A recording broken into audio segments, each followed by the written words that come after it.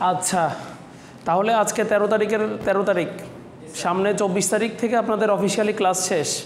এর ভিতরে মিড টার্মের লেখাপড়া হয়ে যাবে এবং আপনাদের ক্লাস টেস্টের পারফরমেন্স কিন্তু দেখলাম ভালো না। এখন আমার সাবজেক্টে কি করবেন আপনারাই জানেন। আমি আগামী সপ্তাহে একটা ডেট দিব। তাই হলে তো ভালো, ইজি থাকলে ভালো। কোনো কাজ আসছে? হ্যাঁ, তাহলে চেঞ্জ করেন। আচ্ছা ঠিক আছে। আচ্ছা, সবার দৃষ্টি আকর্ষণ করতেছি, অ্যাপারেল ম্যানুফ্যাকচারিংয়ের ফ্লো চার্টটা শেষ করছি এবং ওইটার যে টার্মস অ্যান্ড ডেফিনিশনস ওগুলো এখানে স্লাইডে আছে। আপনারা কি পোর্টাল চেক করছেন? ফাইলটা সবাই অ্যাক্সেস করতে পারতেছেন কি না? আচ্ছা, তাহলে আপনারা যেহেতু ইন্ট্রোডাকশন টু টেক্সটাইলস অনেকে বলতেছেন আপনারা কোর্সটা এখনও পান নাই, তো এখানে অনেক কিছু বোঝার আছে, অনেক কিছু জানার আছে। সেই জিনিসগুলো এই টার্মস অ্যান্ড ডেফিনেশনসে আমি যতটুকু কভার করতে পারি করার চেষ্টা করব। আচ্ছা, সবাই খাতা কলম নেন। প্রথমে এবার আমার দিকে মনোযোগ দেন। আমি নিজে যেই অ্যাপারেল পরে আছি, গতকালকেও একটা অ্যাপারেলেরই আপনাদের সিনিয়র ব্যাচ 10th ব্যাচের একটা গ্রুপের থিসিস ডিফেন্স হয়েছে। এটা অনেকে মনে হয় দেখছিলেন, যারা একটু ভেতরে দেখছিলেন বা এখানে সাদা শার্ট পরে অনেকে এসে খুব নার্ভাস ছিল, প্রিপারেশন নিচ্ছিল। অনেকে দেখছেন, অনেকে দেখেন নাই। আচ্ছা, অ্যাপারেলে খুব কমন একটা কোশ্চেন আসে যে অ্যাপারেল এবং গার্মেন্টসের ভিতর পার্থক্য কী? এটা কি আমি একদিন আপনাদেরকে দেখাই দিছি না, অ্যাপারেল আর গার্মেন্টসের পার্থক্য? আচ্ছা, ওটা গেল। তাহলে টেক্সটাইল ইঞ্জিনিয়ারিংয়ের ফ্লো চার্ট, এটা কি আমি কভার করছি?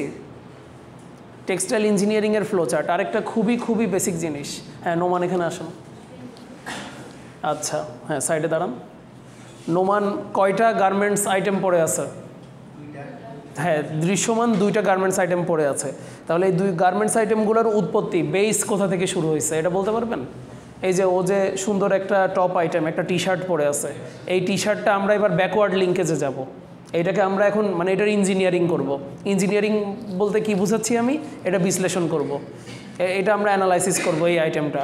তাহলে এইটা এর আগে আমরা ব্যাকে যাব, অ্যাপারেল ম্যানুফ্যাকচারিং ফ্লো চার্টের ব্যাকে যাই। ঠিক আছে, এটা ও দোকান থেকে কিনছে। তাহলে দোকানে এই জিনিসটা কে পাঠাইছে? যারা, হ্যাঁ, গার্মেন্টস ইন্ডাস্ট্রি থেকে রেডি করে পাঠাইছে। এবার তারা কি শুধু এরকম গার্মেন্টসটা লুজ অবস্থায় পাঠিয়ে দিছে, নাকি সাজায় গুজায় ভাঁজ করে প্যাক করে পাঠিয়ে দিছে? হ্যাঁ, তো প্যাকিং করছে। প্যাকিং করার আগে তারা ফুল গার্মেন্টসটা ইন্সপেকশন করছে না, যে তার হচ্ছে এখানে স্লিভ অ্যাটাচের এই জায়গায় পয়েন্টগুলো ঠিক আছে কিনা, তারপরে তার 2টা sleeve, right sleeve left sleeve length ঠিক আছে কিনা, নাকি ছোট বড় হয়ে গেছে সেলাই করার সময়, ওভারঅল সব মেজারমেন্ট। ওর নেক, ফ্রন্টের নেকে কতটুকু ফ্রন্টটা একটু নিচে নামানো আছে, আর ব্যাকটা কোন জায়গা থেকে শুরু হয়েছে, যেটাকে শোল্ডার বলে আর কি। তো ওগুলো সব কিছু মেজারমেন্ট চেক করে তারপর ওকে করে পাঠাইছে না? তার আগে কি ছিল? তার আগে এই যে সুইং করার আগে এগুলো টুকরা ছিল, তাই না? এখানে কয়টা? এখানে 5টা কাপড়ের টুকরা দেখা যাচ্ছে, 3 4 5। ঠিক আছে, তাহলে এগুলো কাটিং ডিপার্টমেন্ট হয়ে আসছে। ঠিক আছে, বুঝতেছেন আমি যা বলতেছি? হ্যাঁ, কাটিং ডিপার্টমেন্টে যাওয়ার আগে এই যে আমরা যে কাট করব, সেই কাট করার জন্য ওর এই আইটেমটা তো একটা বানানো হয় নাই, এটা বাল্কে বানানো হয়েছে। যে আমি যেটা পরে আছি ওটাও তো 1 পিস বানানো হয় নাই, বাল্কে বানানো হয়েছে না? 1000 2000 5000 পিস ন্যূনতম বানানো হয়েছে। এটার জন্য একটা মার্কার প্রিপেয়ার করা হয়েছে।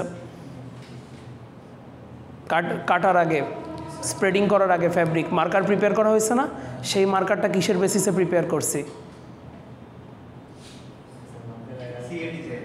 হ্যাঁ হ্যাঁ, ক্যাড, ঠিক আছে, ক্যাড সফটওয়্যারে করছি। তো মার্কার বানানোর আগে কি বানানো লাগছে আমাদের? যাক, আরিফকে ধন্যবাদ। প্যাটার্ন বানানোর পর মার্কার বানাইছি। তাহলে প্যাটার্ন বানানোর আগে জিনিসটা কি ছিল?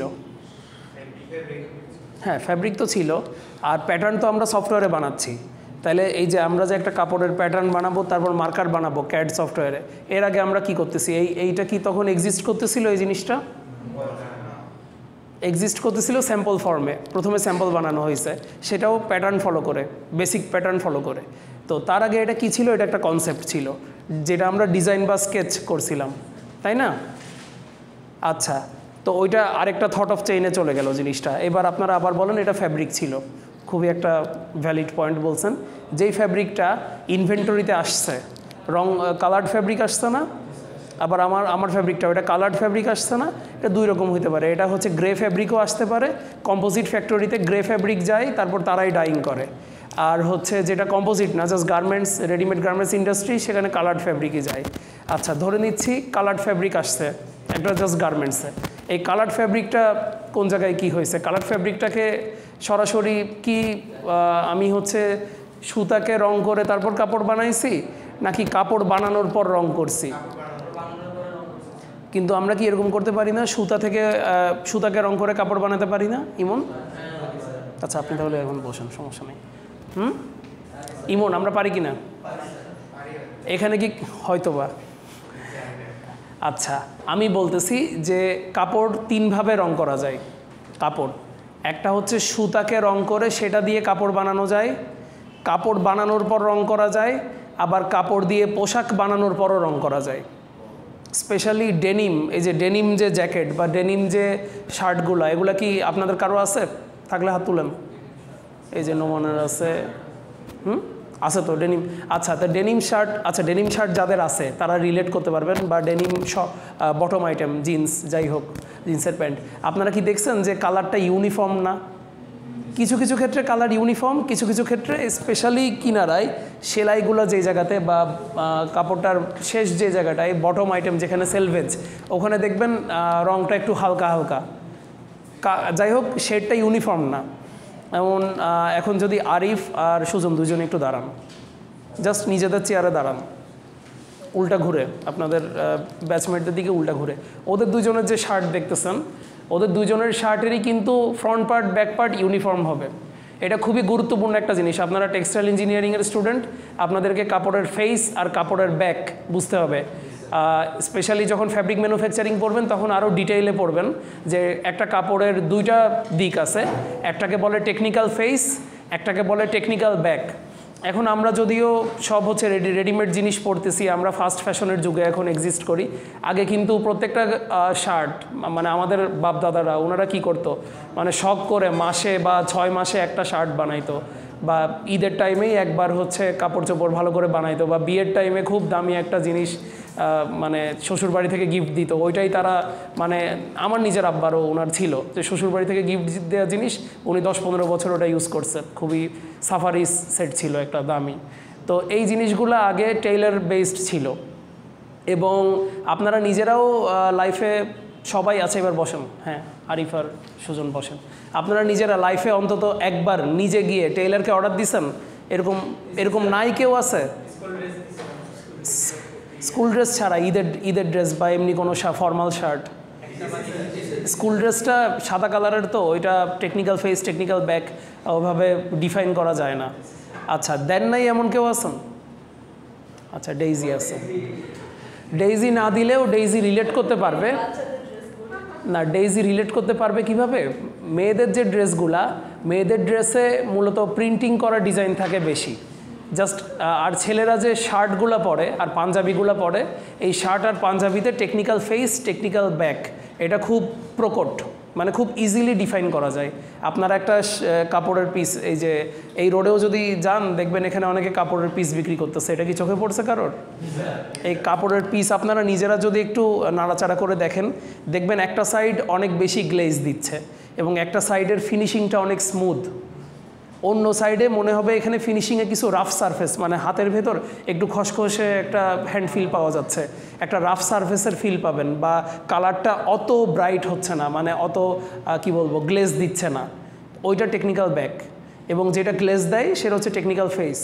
আর এই দিক থেকে ইন্ডিয়ান যারা ম্যানুফ্যাকচারার, ইন্ডিয়া হচ্ছে মোটামুটি আমাদের মার্কেটে ফ্যাব্রিক সাপ্লাই দেয়, মানে তৈরি ফ্যাব্রিক, ডাইড ফ্যাব্রিক। তো ইন্ডিয়া নিজে অনেক ইঞ্জিনিয়ারিং করছে, এবং আপনারা রেইমন্ডে কাপড় সেলাইতে গেলে যেমন একটা শুনবেন, অরবিন্দু কাপড়ের নাম শুনছেন? আচ্ছা, এরকম আরও কিছু আছে ফ্যাব্রিক সাপ্লায়ার বা ফ্যাব্রিক প্রডিউসার, রেইমন্ডের ফ্যাব্রিকও বলে। ওরা হচ্ছে 2 ফেস ফ্যাব্রিক বানাইছে, যেটা হচ্ছে 2 সাইড দিয়েই আপনি হচ্ছে করতে পারবেন, গার্মেন্ট বানাতে পারবেন। যেটার স্পেশালি এটার খুবই একটা কমন একটা প্যাটার্ন আছে, চেকার্ড প্যাটার্ন, যে সামনের দিকটায় একটু ডিপ কালারের চেক ফর্ম করে, পিছনে উল্টাইলে ওটা একটা লাইট কালারের চেক ফর্ম করে। এগুলো হচ্ছে ফ্যাব্রিকের ডিজাইন করা। তো এটা কিভাবে তৈরি করা হয়েছে? এটা হচ্ছে আমরা সুতাটাকে ডাই করছি, ডাই করে ফ্যাব্রিক বানাইছি, এবং সেইটা দিয়েই সচরাচর 2 সাইড দিয়ে কাজ চালানো যায়, এই টাইপের ফ্যাব্রিক বানানো যায় বেশি। আমার কথা কি বোঝা গেছে নাকি আমি মিস করে ফেলছি?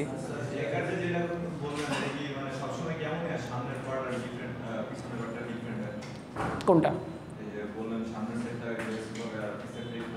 আচ্ছা, দাঁড়ান আমি আপনাদেরকে গুগল থেকে দেখাতে পারি কি না।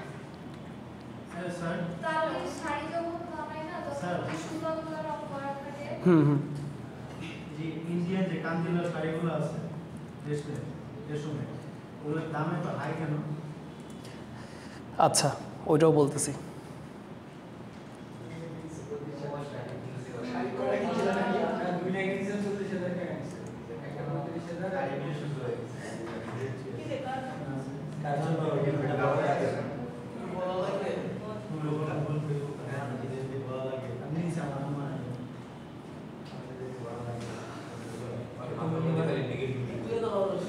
এই যে স্পেশালি শাড়ির কথা যেটা বলতেছিলেন, যে শাড়িতে সুতা দিয়ে হচ্ছে ফ্যাব্রিক তৈরি করা হয়, সরাসরি শাড়ি, হ্যাঁ তাঁতের শাড়ি।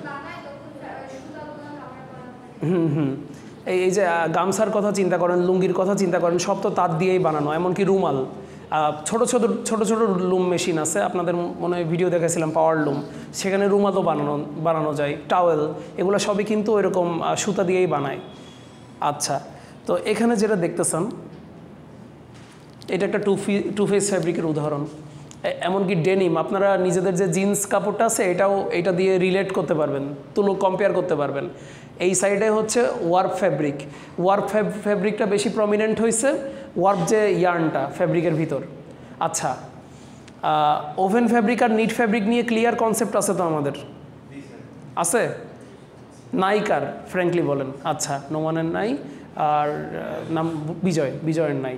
ওকে, আচ্ছা সজীব সামনে আসেন। স্পেশালি নোমান আর বিজয় এটা ভালো করে মনোযোগ দিবেন। কেউ কি ট্রাউজার পরে আসছে? ও আচ্ছা, সজীবই আসছে। সামনে যান। কি হয়েছে? ফুটবল খেলতে গিয়ে? আচ্ছা, আমাকে আর সজীবকে দেখেন, ঠিক আছে?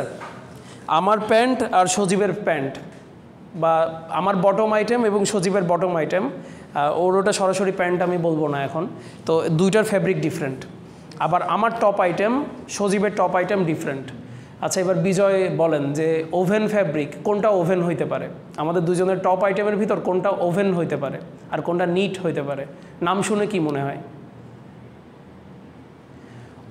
ওভেন শব্দটা আসছে উইভ থেকে, উইভ করা, বুনন করা।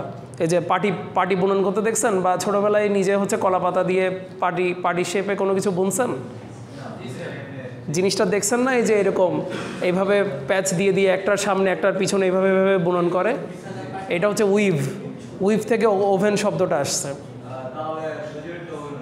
সজীবেরটা ওভেন হইতে পারে। আর কারণ সজীবের যে ফ্যাব্রিকটা, এটা হচ্ছে বুনন করে করা, এবং এটা খালি চোখে দেখেই বোঝা যায় কিভাবে।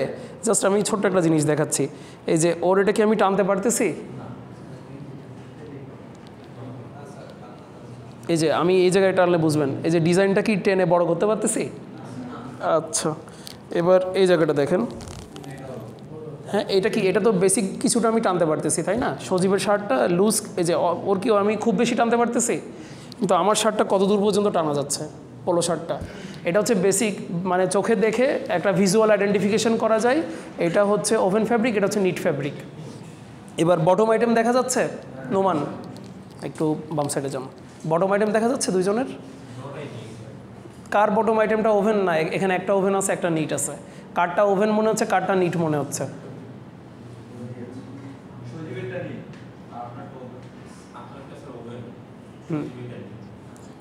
এটাও এই যে টানার মাধ্যমে বোঝা যাবে। আমার এই ফ্যাব্রিক মাঝে মাঝে কিছু প্যান্টে লাইক্রা ইয়ার্ন দেওয়া থাকে, লাইক্রা স্পেশালি ডেনিমে লাইক্রা ইয়ার্ন দেওয়া থাকলে ওইটা হালকা স্ট্রেচ হয়, কিন্তু স্ট্রেচ হওয়া মানেই যে এটা নিট তা না।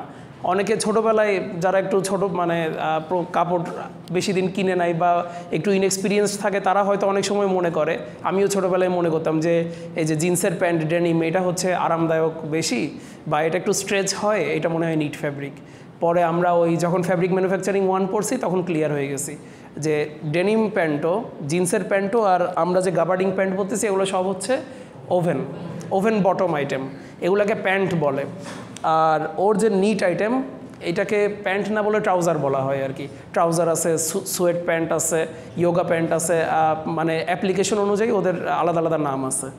আচ্ছা, বসেন তাহলে নোমান আর বিজয় মোটামুটি পার্থক্যটা কি বুঝতে পারছেন? ওভেন ফ্যাব্রিক, ওভেন শব্দটা আসছে উইভ থেকে, উইভ মানে হচ্ছে বুনন করা, আর নিট শব্দটা নিট থেকে আসছে। এখন নিটেরও আবিধানিক অর্থ বুনন করা, কিন্তু ওভেনের যে বুননটা এখানে দুইটা সুতা মিলে একটা কাপড় তৈরি করতেছে। আর নিটে যে বুননটা, নিটে একটা সুতা দিয়েই আমি পুরো কাপড় বুনন করে ফেলতে পারি, জাস্ট পেঁচায় লুপ ফর্ম করে প্যাচ দিয়ে। এই যে একটা সুতা এইভাবে সোজা চলে গেল, গিয়ে সেটার উপর দিয়ে প্যাচ, মানে ধরেন এইভাবে একটা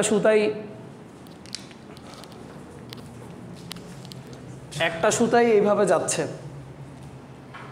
ঠিক আছে?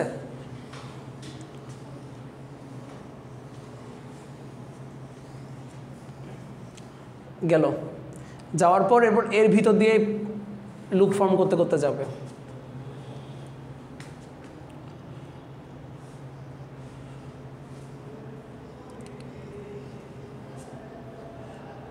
এই যে আমি এখন যেটা আঁকলাম এটাকে বলে হচ্ছে সিঙ্গেল নিডল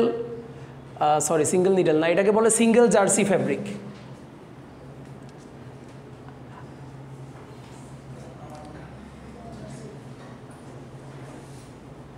নিটের বেসিক স্ট্রাকচারটা এরকম। এখন আপনারা ফ্যাব্রিক ম্যানুফ্যাকচারিংয়ে আরও ফ্যাব্রিক ম্যানুফ্যাকচারিং 1টা আপনাদের মনে হয় ওভেনের সিলেবাস নাকি নিট, শুধু ওভেন বা শুধু নিট, যাই হোক ওখানে আপনারা এই স্ট্রাকচারগুলো আস্তে আস্তে ফ্যাব্রিক ম্যানুফ্যাকচারিংয়ে ইন ডিটেলস পড়বেন। এই যে এইটার স্ট্রাকচারটা দেখেই বোঝা যাচ্ছে এখানে অনেক ফাঁকা স্থান আছে, এই জন্য মানে এখানে সুতাগুলোকে টানলে গার্মেন্টটাও একটু বড় হয়। আর ওভেন ফ্যাব্রিকে অনেকগুলা এই যে কি বলবো,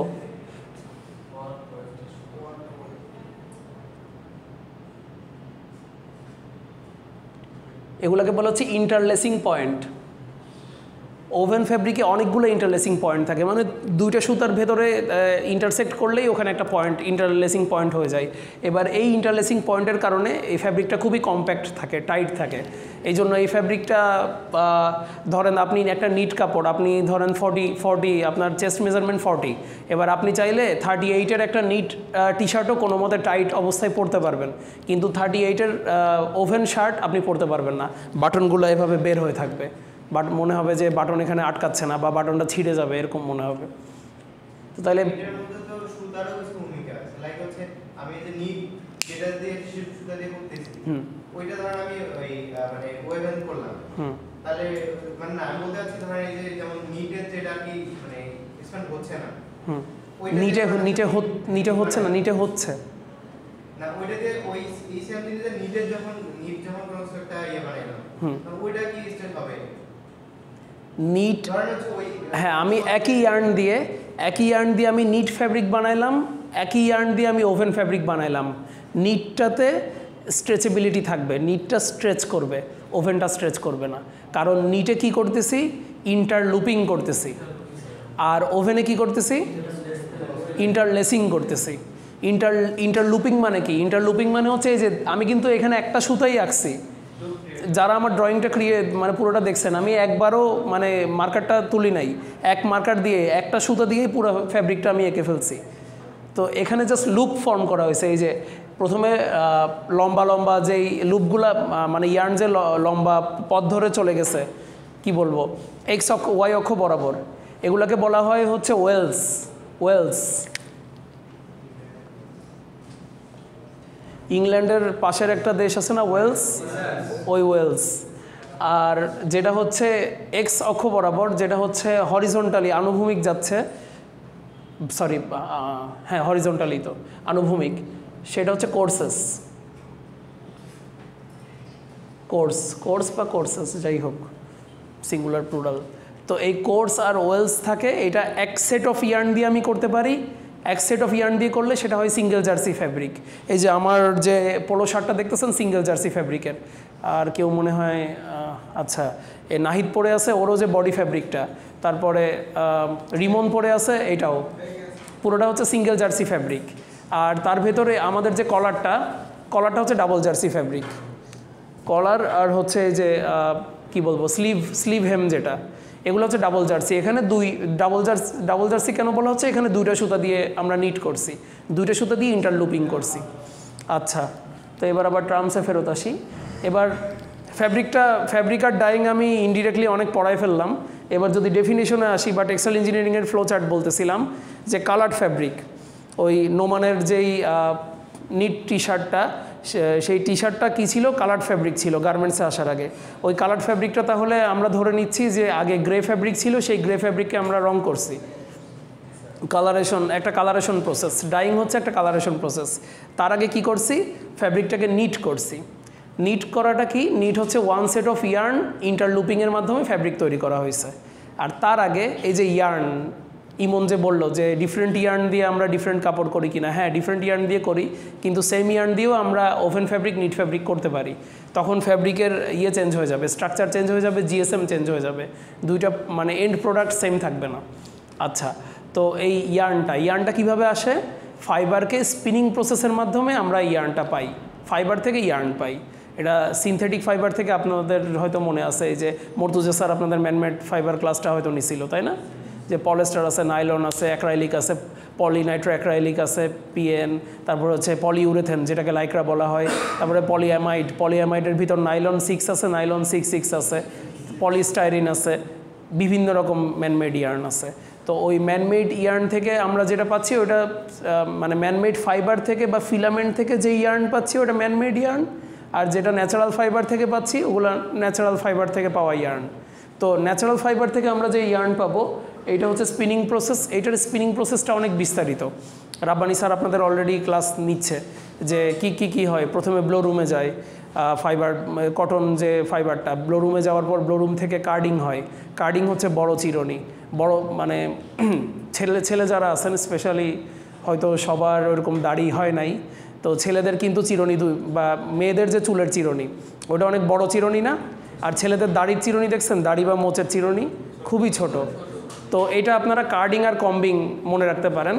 কার্ডিং হচ্ছে বড় চিরুনি, কার্ডিং হচ্ছে অনেক বড় চিরুনি যেটা দিয়ে শুধু নেপস, ডাস্ট এগুলো দূর করা যায়। আর কম্বিং হচ্ছে ছোট চিরুনি যেটা দিয়ে শুধু শর্ট ফাইবার রিমুভ হবে, লং ফাইবারগুলো থেকে যাবে, লং ফাইবার ছাড়া আর কিছু থাকবে না। আর কার্ডিংয়ের যেটা বড় চিরুনিতে হচ্ছে শর্ট ফাইবারগুলোও থেকে যাবে, নেপস, তারপরে হচ্ছে কটনের যে বীজ, কটনের যে গাছের ডাল, ভাঙাচোরা পাতা, ওগুলা বের হয়ে যাবে। হ্যাঁ, কার্ডিং কম্বিং এগুলোর পরে ড্রয়িং হয়, ড্রয়িংয়ের পর হচ্ছে সিমপ্লেক্সে যায়, সেখানেও মূলত ড্রয়িংই হয়, মানে প্রচণ্ড জোরে। ধরেন আপনার 1 মিটার ইয়ার্ন, সেটাকে 10 গুণ জোরে টানা হয়। ইয়ার্ন তো না, ওটা স্লাইভার, কার্ডেড স্লাইভার বা কম্ড স্লাইভার। ওই 1 মিটার কম্ড স্লাইভারকে 10 গুণ জোরে যদি আমি টানি তাহলে পুরুত্বটা 10 গুণ ছোট হয়ে যাবে, আর দৈর্ঘ্যটা 10 গুণ বেড়ে যাবে। আরেকবার বলতেছি যাতে সবার মনোযোগটা মিস না হয়। এইটা ধরেন একটা স্লাইভার, কম্ড স্লাইভার, ওই সিমপ্লেক্সে গিয়ে তারপরে রিং ফ্রেমে গিয়ে এইটাকে 10 গুণ জোরে বা 5 গুণ জোরে, ড্রাফট যেটা আপনারা পড়বেন ড্রাফট 5, ড্রাফট 10, ড্রাফট যদি 10 হয় তাহলে এই 1 মিটার এই স্লাইভারটাকে 10 গুণ জোরে আমি টানবো। এবার 10 গুণ জোরে যদি আমি টানি এইটার দৈর্ঘ্য 10 গুণ বেড়ে যাবে, আর এটার প্রস্থ বা এটার পুরুত্ব এটা 10 গুণ। কনসেপ্টটা ক্লিয়ার? আচ্ছা, না, কারণ আমি যাতে না ছিঁড়ে, যাতে এখানে থিক প্লেস থিন প্লেস সৃষ্টি না হয়। ছিঁড়ে কখন? যখন একটা জায়গায় থিন প্লেস ফর্ম করে। থিন প্লেস মানে বুঝতেছেন, একটা জায়গায়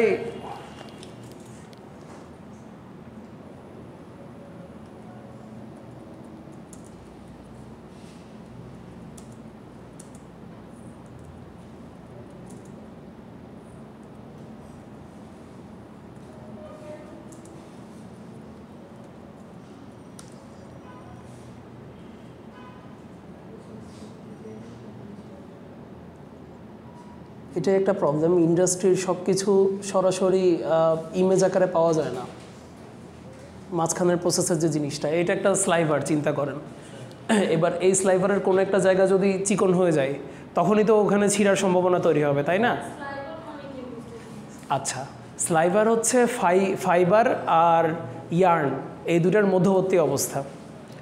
যেমন চিংড়ি বা ব্যাঙের যখন প্রথমে পোনা থাকে, পোনা বলে আর কি, মাছের পোনার মতো, যেগুলো পানিতে জন্ম নেয়, তারপর ওটা যে ব্যাঙ হবে, ব্যাঙ হওয়ার মধ্যবর্তী অবস্থাকে কি লার্ভা বলে না? লার্ভা। এরকম এখানে প্রথমে কটন আপনার ফাইবার আকারে থাকতেছে, ফাইবার থেকে ব্লো রুমে যাওয়ার পর ওটা হয়ে যাচ্ছে ল্যাপ, LAP ল্যাপ, অথবা চুট CHUTE। এটা ওদের ফরমেশনের উপর বেসিস করে ডিফারেন্ট নামটা হয়। ওটা যদি পাপোশের মতো ফরমেশন তৈরি হয়, পাপোশ বুঝেন তো, মনোযোগ মনোযোগ, এখানে মনোযোগ, মাঝখানে কে এটা? হ্যাঁ, ফোন সাইলেন্ট করে রাখেন। আচ্ছা, মনোযোগ দিচ্ছেন তো? হ্যাঁ, পাপোশ, পাপোশ আছে না সবার বাসায়? ফাইবার, কটন ফাইবার থেকে আমরা যখন পাপোশ ফর্মে একটা জিনিসকে নিয়ে আসব, তখন ওটাকে আমরা বলতেছি হচ্ছে ল্যাপ, ওটাকে বলতেছি চুট, CHUTE চুট। পাপোশ, পাপোশ ফর্মে যখন আনবো কটন যে ফাইবারটা আছে সেই ফাইবারটাকে পাপোশ ফর্মে আনার পর এরপর আমরা কার্ডিং করব। কার্ডিং করলে তখন আস্তে আস্তে এরকম একটা চিকন দড়ি দড়ি ফর্মে চলে আসবে। কার্ডেড স্লাইভারটা হয়তো আপনাদের ওই যে এসির যে ইয়েটা দেখতেছেন এরকম পুরু হয়। তারপর আস্তে আস্তে আমি ড্রয়িং স্লাইভার করব। প্রথমবার ড্র করব যখন, এসির যে পাইপটা দেখতেছেন এটার থেকে চিকন হয়ে তখন ওই স্লাইভারটা হবে এরকম পুরুত্বের। তারপর আমি যখন আবার ড্রয়িং করব, আবার ড্রয়িং করলে এই পুরুত্বটা কমবে। ড্রয়িং মানেই টানা, আমি শুধু টানতেছি, টানার পর এই পুরুত্বটা কমে তখন আবার ওই যে সাদা যে তারটা দেখতেছেন ওইরকম পুরুত্বে চলে যাবে। যাওয়ার পর তারপর আমি আরও জোরে যখন টানবো সিমপ্লেক্সে গিয়ে টানলে ওটা তখন পাটের যে সুতলি দিয়ে অনেক কিছু বাঁধে না, হাটে বাজারে বা মুদির দোকানে, মিষ্টির দোকানে পাটের সুতলি দেখছেন তো, ওইরকম ফর্মে চলে আসে। তারপর ওই রোভিং ওইটাকে আমি যখন রিং ফ্রেমে গিয়ে আবার টানবো তখন ওইটা একদম চিকন ইয়ার্ন হয়ে যাচ্ছে। তো এই থিক প্লেস থিন প্লেস সৃষ্টি হলে তখন ওই জায়গাটায় আমাকে ডাবলিং করতে হয়, আবার স্লাইভার দিয়ে দিতে হয়, এবং ওটা মেশিন থেকে দেওয়া হয় আবার স্লাইভার দিলে তখন ওই জায়গাটায় আর ওই থিন প্লেসটা থাকে না, ওটা টানলে ছিঁড়েও না।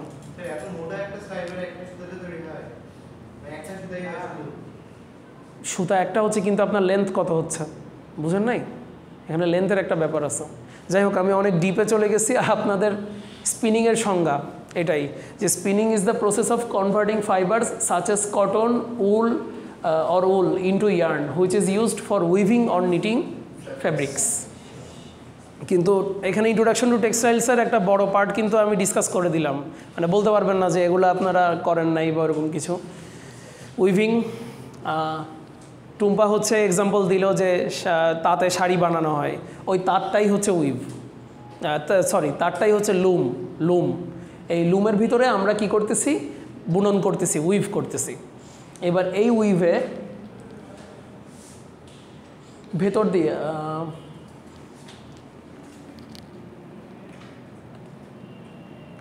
উইভিং দেখছেন কেউ আগে? উইভিং দেখেন নাই কে? একটু হাত তুলেন। সবাই দেখছে উইভিং? দেখে নাই কেউ নাই? ও আচ্ছা, হ্যাঁ, তাহলে আর এটা সময় নষ্ট করতেছি না। তাহলে উইভিংয়ে হচ্ছে একজন দেখেন, হ্যাঁ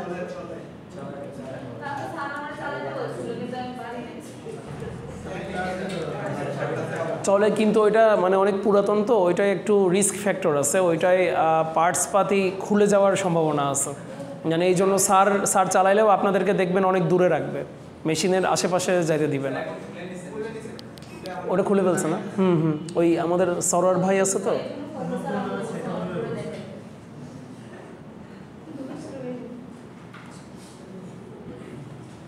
এই যে এখানে মেইন জিনিসটা ঢাকা পড়ে গেছে।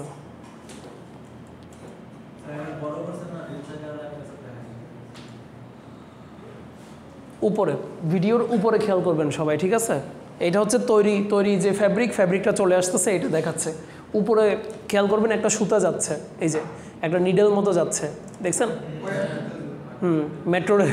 মেট্রো ইয়ের মতো, মেট্রোর মতো, যে দেখছেন ভিতর দিয়ে যে যাচ্ছে, পাস করতেছে, উপর দিয়ে যেমন দেখা যায়, এই যে, হ্যাঁ, এটাকে বলা হয় শাটল। এবং এইটা ওয়েফট ইয়ার্ন পাঠাচ্ছে, আর ওয়ার্প ইয়ার্নটা সোজাসুজি এভাবে বাঁধা আছে।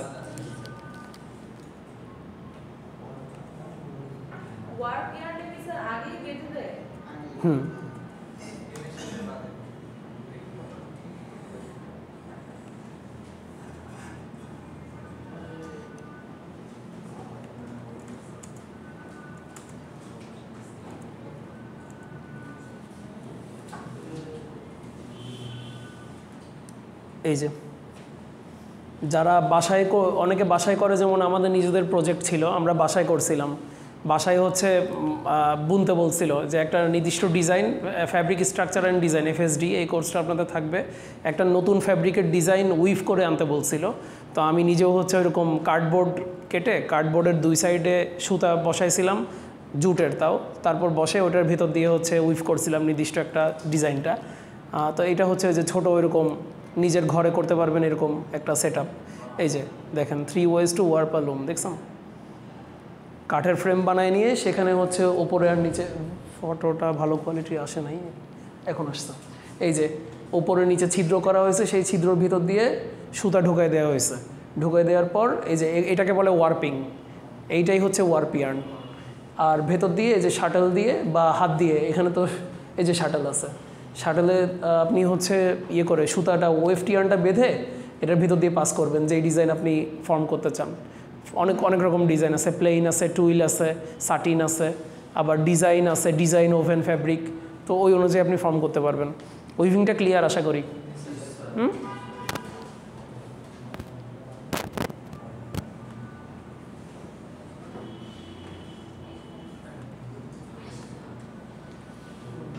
আচ্ছা, এবার নিটিংটা কি? নিটিংটা হচ্ছে is a textile production method that involves interlooping of one set of yarns or thread to form a fabric or cloth. তাহলে নিটিংয়ে কী হচ্ছে? নিটিংয়ে হচ্ছে ইন্টারলুপিংয়ের মাধ্যমে আমরা ফ্যাব্রিক তৈরি করতেছি এবং ওইটা একটা ইয়ার্ন দিয়ে আমরা করতে পারবো, ওয়ান সেট অফ ইয়ার্ন দিয়ে করতে পারবো। তখন সেটা হবে সিঙ্গেল জার্সি ফ্যাব্রিক, যেটা সচরাচর আমাদের পোলো শার্ট, টি শার্টের বডি ফ্যাব্রিক হিসেবে ইউজ করা হয়। আর যেগুলো ডাবল জার্সি ফ্যাব্রিক সেগুলো সচরাচর কলারে, তারপরে হচ্ছে স্লিভে, যেসব জায়গায় একটু হেভি ইয়ে থাকে, অ্যাপ্লিকেশন থাকে। এমনকি আপনারা ট্রাউজারও দেখবেন, অনেকের ট্রাউজারে বটমে আলাদা করে হচ্ছে আরেকটা ফ্যাব্রিক জয়েন করা থাকে। তো ওগুলা হচ্ছে ডাবল জার্সি ফ্যাব্রিক। আচ্ছা, ডাবল জার্সিতে 2 সেট অফ ইয়ার্ন দিয়ে নিটিং করা হয়।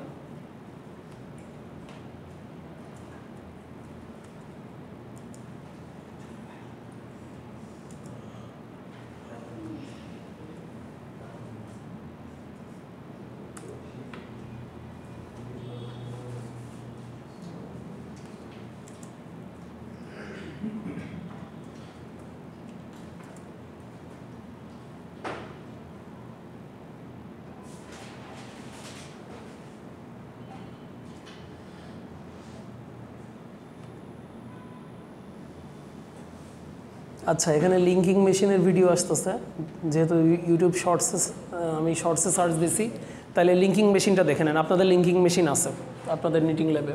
এই যে এরকম গোল একটা ডিস্ক দেখছেন, গোল ডিস্ক আপনাদের হচ্ছে 400, ওই যে ফিমেল প্রেয়ার রুম যেটা 405 নাকি কত, 402-এ আছে। এই লিঙ্কিং মেশিনের মাধ্যমে সোয়েটার তৈরি করা যায়, সোয়েটারের ফ্যাব্রিক বা সোয়েটার যে ওই টাইপের ফ্যাব্রিকগুলো, এটাকে লিঙ্কিং মেশিন বলে। আর আপনাদের হচ্ছে সার্কুলার নিটিং মেশিন, ওগুলো তো অনেক বড় বড় মেশিন।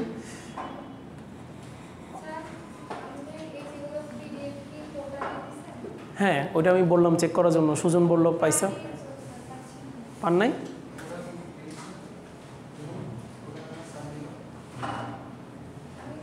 আচ্ছা, আমি তাহলে ক্লাস শেষে আরেকবার চেক করব, ঠিক আছে?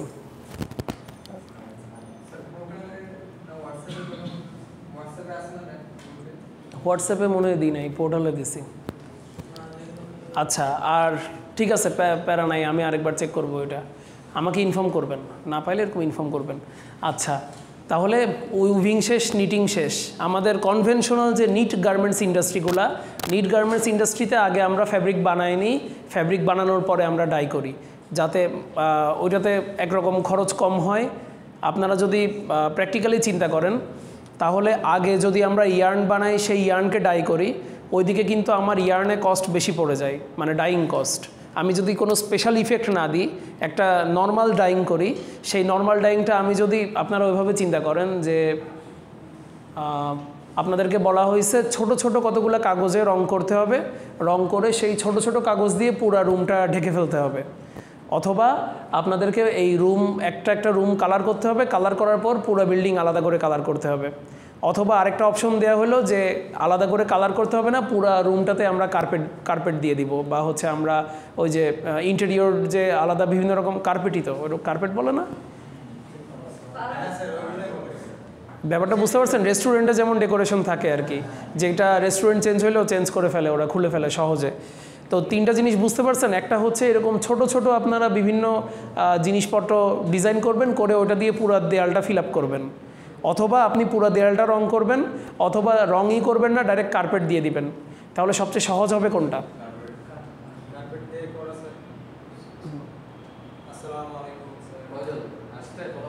ভালো আসছে, কিছু আসছে, কিছু আসে না। আচ্ছা, সবচেয়ে সহজ হবে কোন প্রসেসটা? কার্পেট দিয়ে ফেলাটা। এই শেষ, 17-18 শেষ, শেষ। সবচেয়ে সহজ কাজ হবে কোনটা? কার্পেট দিয়ে রুম ঢেকে ফেলা নাকি পুরো রুম একটা রঙে রং করা? কার্পেট দিয়ে ঢেকে ফেলা। তারপর সবচেয়ে কঠিন কাজ হবে কোনটা? ছোট ছোটগুলা দিয়ে পুরা দেয়ালটা বা পুরা বিল্ডিংটা সাজানো। আচ্ছা, তাহলে এবার নিজেদের কাপড়ের সাথে তুলনা করেন। ইয়ার্ন ডাই করে আমি যদি ফ্যাব্রিক তৈরি করি, তাহলে আমার ওখানে অবশ্যই এই যে ইয়ার্নে আমি যে ডাই করব, সেখানে আমার অনেক ডাই নষ্ট হবে। সেই ডাইগুলা পরে পুরোটা তো আমি ইউটিলাইজ করতে পারবো না। রেডিমেড টেক্সটাইল ইন্ডাস্ট্রিতে সবচেয়ে বড় একটা চ্যালেঞ্জ হচ্ছে আমরা যেই পরিমাণে ইনপুট দিই সেই পরিমাণে আউটপুট পাওয়াটা। আমরা ওই পরিমাণ আউটপুট তো পাই না, অনেক কেসে আমরা 50% আউটপুটও পাই না, 100% দিয়ে 50%ও আউটপুট পাই না। তো এই ইয়ার্ন ডাইংয়ের ক্ষেত্রে আমাদের ওয়েস্টেজটা সবচেয়ে বেশি হয়। ফ্যাব্রিক ডাইংয়ের ক্ষেত্রে যেটা হচ্ছে পুরো একটা রুম রং করার এক্সাম্পল দিলাম, সেটার ক্ষেত্রে ঠিক আছে, আমার ডাই নষ্ট হয়, কিন্তু ইয়ার্ন ডাইংয়ের মতো অত ডাই অপচয় হয় না। মোটামুটি আমি যেই ফর্মুলাটা দিই, যেই সলিউশনটা বা যেই রেসিপিটা আমি ইউজ করি বা ডাই সলিউশনটা ইউজ করি, সেই ডাই সলিউশন মোটামুটি উসুল করে নেওয়া যায়। ওখান থেকে একটা এভারেজ 80% লেভেলের একটা ইফিসিয়েন্সি পাওয়া যায়। এবার যখন আমরা সরাসরি complete garment, whole garment die করতে যাই, যেটা গার্মেন্ট ওয়াশিং বলে, আপনাদের ডেনিমের ক্ষেত্রে এটা খুবই পপুলার, এটা চলতেছে। তো সেই জায়গাটায় কি হয়, সেই জায়গাটায় চ্যালেঞ্জটা থাকে অন্য জায়গায়। সেখানে চ্যালেঞ্জ থাকে ইউনিফর্ম ডাইং হয় না, এবং ওইটার লক্ষ্য থাকে ওরকম যে আমি ইউনিফর্ম ডাইং করব না, মানে আমার যে ইউনিফর্ম হবে না এটাই একটা ফ্যাশন, এটা একটা স্টাইল।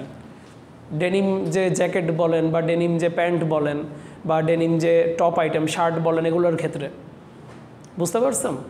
তাহলে এটা হচ্ছে ডাইং। এখন তো আমরা ডাইংয়ে আছি, ডাইংয়ের প্রকারভেদগুলো বলে দিলাম, যে সরাসরি আমি ফাইবার বা ইয়ার্নকে ডাই করতে পারতেছি, সেটা না করে আমি ফ্যাব্রিককে ডাই করতে পারতেছি, এবং ফ্যাব্রিককে ডাই না করে আমি সরাসরি গার্মেন্টকে ডাই করতে পারতেছি। ডাইং 3 প্রকার, আর এই 3 প্রকারের ভিতর যেই 2 প্রকার yarn dyeing, fibre dyeing, yarn dyeing, fabric dyeing, এই 2 প্রকারটা ডাইংয়ের ভেতর আলোচনা করা হয়।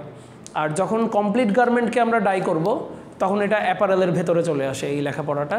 তো মুর্তজা স্যার এই কোর্সটা নিতেন আগে, অ্যাপারেল ম্যানুফ্যাকচারিং 3, ওইটাতেই হচ্ছে গার্মেন্ট যে ডাইংয়ের ব্যাপারটা ওইটা ওখানে ডিসকাস করা হয়। আচ্ছা, ওয়েস্টেজ কম আসে বলতে আমার ডাই সলিউশন তুলনামূলক কম লাগতেছে। মানে আপনি 1 কেজি ফাইবার ডাই করবেন বা 1 কেজি ইয়ার্ন ডাই করবেন বা 1 কেজি ফ্যাব্রিক ডাই করবেন, সেইটাতে আপনার যে পরিমাণে ডাই লাগতেছে, সলিউশন লাগতেছে, 1 কেজি গার্মেন্ট ডাই করতে গেলে, তৈরি পোশাক ডাই করতে গেলে আপনার অতটুকু লাগতেছে না, কম লাগতেছে। কিন্তু এটার ইয়েও আছে, ডিমেরিটসও আছে, ডিসঅ্যাডভান্টেজও আছে। ইউনিফর্ম ডাইং হবে না, কখনোই আপনি পারবেন না ইউনিফর্ম ডাইং করতে, কারণ ওখানে জায়গায় জায়গায় সেলাই করা হয়ে গেছে। গার্মেন্টটাতে আমি বিভিন্ন জায়গায় সেলাই করছি, আমার বিভিন্ন জায়গায় ড্রেপিং হয়েছে, আমার হচ্ছে কি বলবো, একটা নির্দিষ্ট শেপে জিনিসটাকে আমি নিয়ে আসছি। তো ওই জায়গাগুলোতে মিস যাবে, কিছু জায়গাগুলোয় ডাই ভালো করে প্রবেশ করবে না। ডাইং হচ্ছে খুবই কি বলবো, নিখুঁত একটা প্রসেস, মানে এই প্রসেসে খুব সহজে খুঁত ধরা পড়ে যায়। মানে আমাদের হচ্ছে কি বলবো, প্রফিটেবিলিটির কথা চিন্তা করে নিট গার্মেন্টসের ক্ষেত্রে আমি কিন্তু একটা জিনিস বারবার বলতেছি, আপনারা এই জিনিসটা মানে এই কি বলে ভার্সিটি থেকে এই কনসেপ্টটা ক্লিয়ার হয়ে যেতে হবে ইন্ডাস্ট্রিতে, যে বাংলাদেশ যেই এক্সপোর্ট করি আমরা RMG, আমাদের কিন্তু 80 to 90%ই কি গার্মেন্ট, রেডিমেড গার্মেন্ট। তো ঠিক আছে, নিট গার্মেন্ট না ওভেন গার্মেন্ট? Knit garment. আমাদের ইন্ডাস্ট্রি সবগুলো নিট গার্মেন্ট, মোটামুটি ওরা নিট গার্মেন্টই প্রডিউস করতেছে। ওভেন গার্মেন্ট আছে 10 to 20%, 15 to 20%। মানে 80%-এর বেশি হচ্ছে নিট গার্মেন্ট। এখন আপনাদের যদি কারো কোনো প্ল্যান থাকে যে আমরা ওভেন গার্মেন্ট নিয়ে কিছু করব বা আমরা স্মল স্টার্টআপ স্মল সেটআপ দিব, বিজনেস এমন একটা জিনিস, এই কথাটা আপনাদের ব্যাচে বলা হয় নাই, বিজনেস হচ্ছে পাহাড়ে ওঠার মতো। আপনি যদি পাহাড়ে ওঠা শুরু করেন, মানে আপনি যদি সামনে হাঁটা শুরু করেন তাহলে আপনি উপরে উঠবেনই। বিজনেস হচ্ছে এমন একটা জিনিস পাহাড়ের সাথে তুলনা করলে। আর আপনি যদি জায়গায় দাঁড়ায় থাকেন তাহলে আপনি দাঁড়ায় থাকতে পারবেন না, গ্র্যাভিটি আপনাকে আস্তে আস্তে নিচে টেনে নিবে। তো আপনারা নিজেরা ওভেন নিয়ে কোনো কিছু করলে করতে পারেন, অনেক সুযোগ আছে, অপরচুনিটি আছে, কিন্তু অনেক ধৈর্য নিয়ে নামতে হবে এবং রিস্ক নেওয়ার টেন্ডেন্সি থাকতে হবে। মেশিনগুলোর দাম কম। হ্যাঁ, ওই তো বললাম না, ছোটো সেট আপ নিয়ে শুরু করতে হবে। বাংলাদেশে কেউ সেট আপ শুরু করলে খুব অল্প ক্যাপিটাল নিয়ে শুরু করতে পারে। ওটা হচ্ছে প্রিন্টিংয়ের সেট আপ, স্ক্রিন প্রিন্টিং, তারপর আস্তে আস্তে ওখানে সাবলিমেশন প্রিন্টিং আনতে পারে, অথবা তারা গার্মেন্টস সেট আপ দেয় যারা এন্টারপ্রেনার হতে চায়, যারা বিজনেস করতে চায় রেডিমেড গার্মেন্টসে। ওভারলক মেশিন দিয়ে হলেই আপনার একদম নিট টি শার্ট বানাতে পারতেছেন। আর ওভেন বানানোর জন্য, ওভেন না, পোলো টি শার্ট বানানোর জন্য একটা ফ্ল্যাট লক মেশিন নিলেন, এই যে হেমিংগুলো করার জন্য এনাফ, এটাই আর কি। হ্যাঁ, এবং এই জন্যই তো গার্মেন্টস বেশি সব জায়গাতেই। এমনকি এখন যারা টেইলর তারা পর্যন্ত ওভারলক মেশিন রাখতেছে। একটা সময় ছিল 10-15 বছর আগে, তখন তারা ওভারলক মেশিন রাখতো না, এখন তারা রাখে। এমন জিনিসটা অনেক যুগের সাথে অনেক বেশি সহজলভ্য হয়ে গেছে, অনেক কিছু অনেক ডাইভার্সিফাই হয়ে গেছে।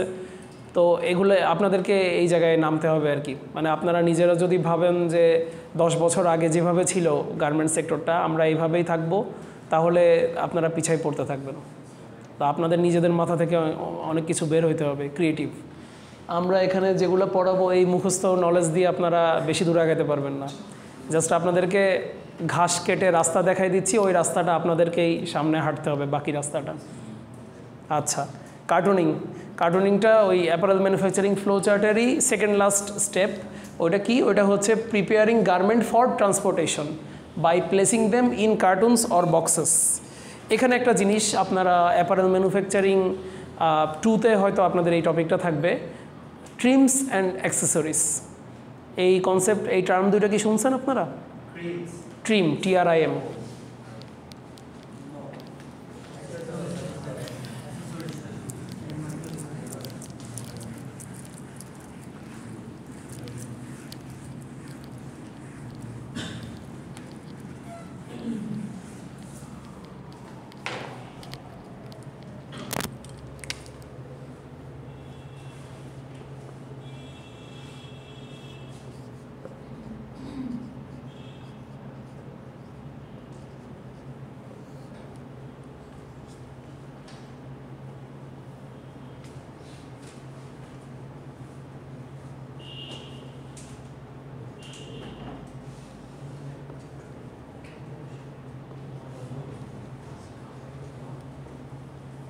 এগুলো কিন্তু কোনো স্লাইডে পাবেন না, কিন্তু এগুলো আমি পড়াই ফেলতেছি। যারা ক্লাস করবে না তারা হয়তো কোশ্চেনে দেখে হয়তো ভাববে যে স্যার স্লাইডে যা দিছে এগুলো তো এক্সামে আসে নাই।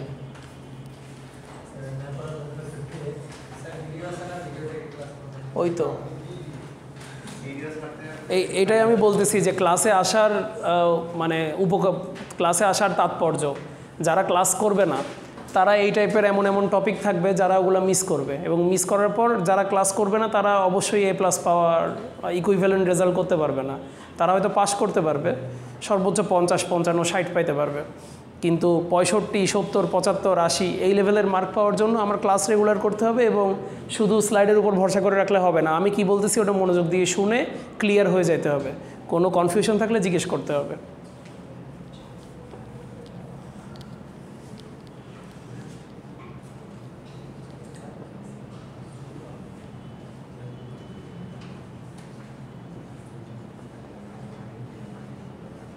এই কার্টুনিংয়ের ডেফিনেশন পড়ানোর সময় আমি ট্রিমসের অ্যাক্সেসরিজটা একটু সংক্ষেপে ডিসকাস করে ফেলতেছি, কারণ এটা গতকালকেও কম্প্রিহেন্সিভ ভাইভা যেটা হয়, আপনারা যখন থিসিসকে ডিফেন্ড করতে যাবেন আপনাদের 4 বছরে কোন কোন বিষয়ে লেখাপড়া করছেন ওখান থেকে কোশ্চেন করা হবে সব কিছু। তো ওই জায়গাটায় ট্রিমস অ্যান্ড অ্যাক্সেসরিজ নিয়েও স্টুডেন্টরা অনেকে স্ট্রাগল করছে। প্রশ্নের উত্তর দিতে, মানে তারা আটকাইছে, ঠিকমতো উত্তর দিতে পারে নাই। এই জন্য এই ফাঁকে কার্টুনিংয়ের ভেতরে আমি ডিসকাস করে ফেলতেছি। ধরেন আপনার যে পোলো শার্টটার কথাই বলি, পোলো শার্টটার দুই সাইডে ক্লিপ ছিল, ঠিক আছে, ক্লিপ দিয়ে লাগানো ছিল শার্টের সাথে শোল্ডারটা ভাঁজ করার সময়। ক্লিপ চিনেন তো, প্লাস্টিকের যে সস্তা ক্লিপগুলা। তারপরে ধরে নিচ্ছি ভিতরে ছোট্ট একটা হ্যাঙ্গার ছিল, হ্যাঙ্গার। তারপরে এই যে পিছনে পিঠের শেপটা যাতে ঠিক থাকে, আমি যে পলি ব্যাগে ঢুকাবো ওখানে একটা ব্যাকবোর্ড দেওয়া ছিল, ব্যাকবোর্ড দেওয়া ছিল, ওটা তো চিনেন। শার্টের, আচ্ছা আমি শার্টের কথাই চিন্তা করেন, পোলো শার্ট বাদ দেন। এই একটা পোলো শার্টকে যে আপনারা প্যাকেট থেকে বের করবেন, ওখানে কি কি পাইছেন আপনারা? এখানে ক্লিপ দিয়ে শোল্ডারের সাথে ভাঁজটা যাতে থাকে ওই জন্য ক্লিপ দিয়ে লাগানো ছিল। তারপর এই গলার এই জায়গাটায় নিচে একটা, হ্যাঁ, প্লাস্টিকের টুকরা বা মাঝে মাঝে ওই কার্ডবোর্ডের কাগজের টুকরাও থাকে, ওটাকে বাটারফ্লাই বলে, বাটারফ্লাই দেওয়া ছিল। আবার কলারের ভেতরে একটা কলারের বোর্ড পেপার ছিল, যেটা কলারের শেপটাকে ধরে রাখছে, রিটেইন করছে। তারপর একটা পলিব্যাগের ভেতর জিনিসটা ঢুকানো ছিল। সেই পলিব্যাগ ছাড়া আবার শার্টটার বাইরে বিভিন্ন জায়গায় ট্যাগ লাগানো আছে না, কোম্পানির ট্যাগ, প্রাইজের ট্যাগ, কোন দেশ থেকে তৈরি হয়েছে সেটার ট্যাগ। মাঝে মাঝে কেয়ারেরও ইনস্ট্রাকশন দেওয়া থাকে যে এটা কীভাবে ইউজ করবেন, কীভাবে করবেন না, ওইটারও ট্যাগ থাকে। ট্যাগ বলতে কোনগুলো? প্লাস্টিকের ইয়েগুলোর কথা বলতেছি, বোর্ড পেপারের কাগজগুলো অথবা প্লাস্টিকের কথা বলতেছি, যেগুলো এখন আপনাদের যারা সবাই তো রেডিমেড কাপড় পরেই আসছেন, কারোর কি আমি এগুলো দেখতেছি বা কেউ কি এগুলো নিয়ে আসছেন? Not part of RMG।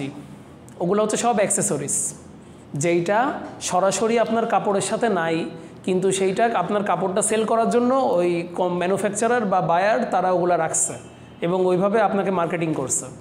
ওগুলো সব হচ্ছে অ্যাক্সেসরিজ, ঠিক আছে। এবার তাহলে ট্রিমস কি?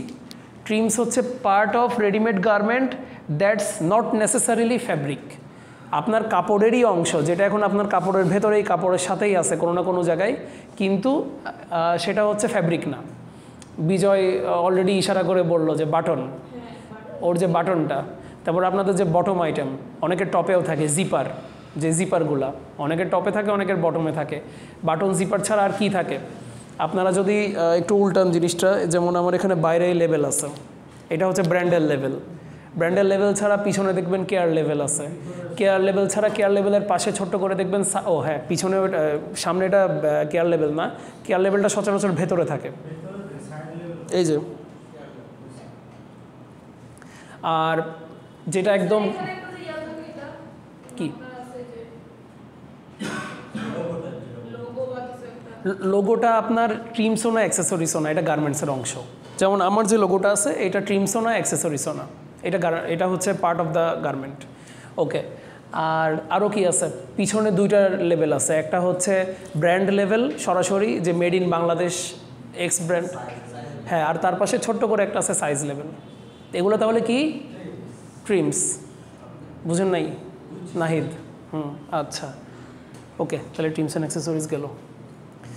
টেক্সটাইল প্রিন্টিং, যাকে এই যে লোগোর কথা বললেন, এখন প্রিন্টিং চলে আসছে। Printing is the process of applying colour to fabric in definite patterns or designs. তাহলে প্রিন্টিংটা কি? ডাইং আর প্রিন্টিংয়ের সবচেয়ে বড় পার্থক্য এই এক বাক্যে, যে প্রিন্টিং হচ্ছে localised application of colour. Localised মানে কি? লোকালাইজড মানে হচ্ছে আমার এই ড্রেসটার শুধু এই জায়গাটায় এই ডিজাইনটা আছে, বা নাহিদের যে লোটোর ডিজাইনটা আছে নাহিদের বাম সাইডে, শুধু একটা নির্দিষ্ট জায়গায়, চেস্টে, লেফট চেস্টে উপরে, ওইটা হচ্ছে প্রিন্টিং। আর ডাইংটা হলে হোল গার্মেন্টে হবে এবং বোথ সাইডে হবে। প্রিন্টিং আর ডাইং আইডেন্টিফাই করার সবচেয়ে সহজ মানে উপায় হচ্ছে যে, যেমন খুবই সারপ্রাইজিং একটা জিনিস আমি দেখলাম, এই যে জার্সি তো বোঝাই যাচ্ছে, জার্সিটা উল্টান, জাস্ট উল্টান জিনিসটা, এই যে পুরোটা সাদা, এটা একদম প্রিন্টিং। আর আমি একটু আগে ইয়ার্ন ডাইংয়ের এক্সাম্পল দিয়েছিলাম ক্লাসে দুজনকে দিয়ে, দুজনের ড্রেস দিয়ে। কাকে কাকে? ইয়ার্ন ডাই এখনই খেয়ে ফেলছেন? হ্যাঁ, এবার সুজন আর আরিফ আরেকবার একটু দাঁড়ান। ওদের দুজনেরই হাত দেখেন, হাতার ভাঁজ খুলতে বলি নাই, আরিফের যেমন আছে ভাঁজ ওরকম করেন। এই যে এরকম কমেন্ট হবে না, ঠিক আছে কামরান? আচ্ছা, তো ওদের দুজনের হাতা দেখছেন? আরিফের হাতাটা দেখেন, সুজনের হাতা দেখেন, সামনের কালার আর পিছনের কালার কি সেম? তাহলে এটা কি ডাইং বলতে পারবো আমরা?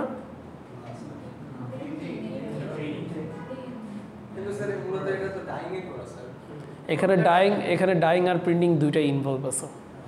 এখানে রোলার প্রিন্টিং হয়েছে, আগে ডাইং হয়েছে, ডাইং হওয়ার পরে সামনে যে এই যে ইয়েগুলা চেক ডিজাইন, চেকার ডিজাইনগুলা, এটা হচ্ছে রোলার প্রিন্টিংয়ের মাধ্যমে করা হয়েছে।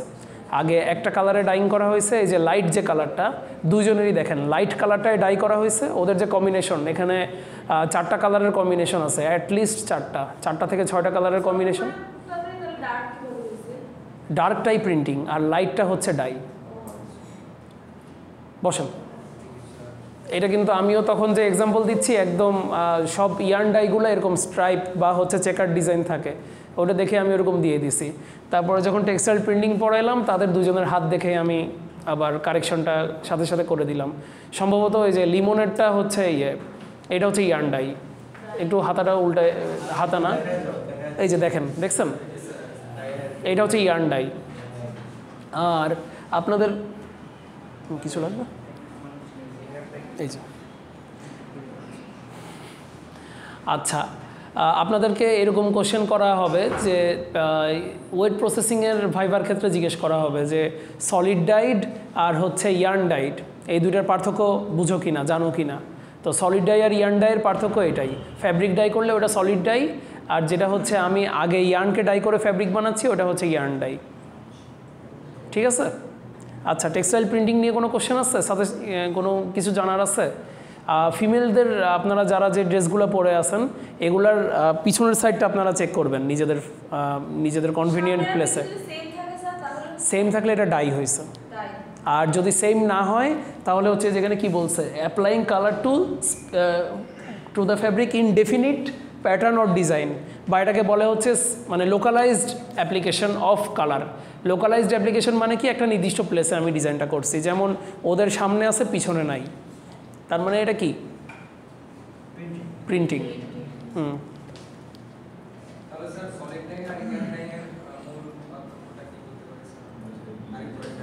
সলিড ডাই আর সলিড ডাই হচ্ছে ফ্যাব্রিক প্রিপেয়ার করার পর মানে ইয়ার্ন দিয়ে আপনি উইভ করে অথবা নিট করে ফ্যাব্রিক বানাইছেন, নিট ফ্যাব্রিক অথবা ওভেন ফ্যাব্রিক বানানোর পর আপনি কালার অ্যাড করছেন ফ্যাব্রিকে। আর আর ইয়ার্ন ডাই হচ্ছে আপনি ইয়ার্ন বানাইছেন ফাইবার থেকে, তারপরে আপনি ডাই করছেন, ডাই করে তারপর আপনি ফ্যাব্রিক বানাইছেন, যেটা হচ্ছে ওই যে লিমনের শার্টে ছিল যেটা। ওকে, আর এই যে ট্রিমস অ্যান্ড অ্যাক্সেসরি, সেটা আমি একবার ডিফাইন করে ফেলছি, আপনারা তাও আরেকবার দেখেন। এই যে ট্রিমসের ভিতরে কি কি, সুইং থ্রেড, যেই সুতাটা দিয়ে সেলাই করা হয়েছে, swing thread, button, zipper, draw string কোনটা, পায়জামার যে ফিতাগুলা, ইলাস্টিক, ভিতরে যে ইলাস্টিক থাকে ইয়েতে পায়জামাতে, লেবেল, রিবন, ফিতা, এই যে আপনাদের আইডি কার্ডের ফিতাগুলা, টুইল টেপ, এই টুইল টেপও কিন্তু এক ধরনের রিবনই। রিভেটটা কি, রিভেটটা হচ্ছে ওই যে স্ন্যাপ বাটন আছে না, স্ন্যাপ বাটন চিনছেন, পাঞ্জাবিতে থাকে বা হচ্ছে ইয়েতে ওই বটম আইটেমে হচ্ছে প্যান্টে থাকে, ওই বোতামের অংশে হচ্ছে রিভেট। তারপর হচ্ছে কলার বোন কোনটা বুঝছেন? কলার বোন হচ্ছে ওই যে যারা শার্ট পরে আছেন, শার্টের যে কলারটা এটা শক্ত থাকে না, এই ওই বক্রম থাকে, কিছু কিছু জায়গায় এরকম প্লাস্টিক দেওয়া থাকে, ওই বক্রম যে জায়গায় থাকে না, প্লাস্টিক থাকে যেখানে, সেটা হচ্ছে কলার বোন বলতেছে। এবার অ্যাক্সেসরিজগুলো একবার দেখে নেন। এই যে আমার যে প্যাকেজিংয়ের যে কার্টুন দিয়ে আমি সাজাচ্ছি, কার্টুন, তারপরে হচ্ছে ভিতরে হ্যাঙ্গার, সব রকম হ্যাঙ্গার, পলিব্যাগ, তারপরে হচ্ছে প্লাস্টিকের ক্লিপগুলা, তারপরে এখানে কি আছে, এই যে পিভিসি বক্স, পলিফিনাইল ক্লোরাইডের যে বক্সগুলো, পিভিসি বক্স। এখন কোন ক্লাস করতে আসছেন? আজকে অ্যাটেন্ডেন্স পাবেন না। বাটারফ্লাই হচ্ছে এই বাটন অ্যাটাচ করার জন্য এখানে যেগুলো থাকে বাটনের উপরে। তারপরে হচ্ছে এখানে এই যে কলার বোন, বাটারফ্লাই আর কলার স্ট্যান্ড, এগুলো সব কি?